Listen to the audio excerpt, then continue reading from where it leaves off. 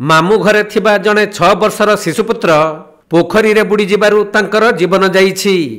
एपरी दुखद अभावनीय घटना घटी केन्दुझर जिला चंपुआ उपखंड बारिया थाना अंतर्गत कलिंगा गाँव में मिलिथिबा सूचना अनुसार चंपुआ ब्लॉक बालीपसी गाँव रंजन मुंडा चेन्नई रे काम करुथबारु 1 मास हेब तांको स्त्री और 6 वर्षर पुओ बारिया थाना अंतर्गत कलिंगा गाँ तांको ससुर घरे रही आसुथिले।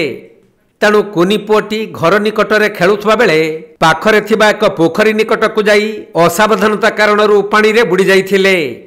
एपटे पुओ को दीर्घ समय देखिबाकु न पाई घर लोक माने खोजाखोजी करिबा परे शेषरे पोखरीरू तांको उद्धार करा जाइथिला। आउ स्वास्थ्य केन्द्र को निया जाइथिले भी डाक्तर तांको परीक्षा करी मृत घोषणा करिसंती।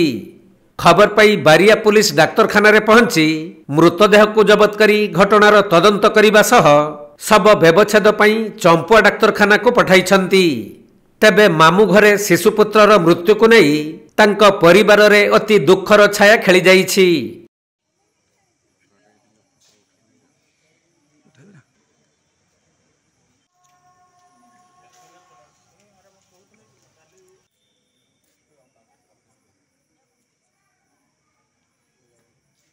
केन्दुझर जिल्लारू दीपेश कुमार बेहेरांक रिपोर्ट, कोणार्क लाइव।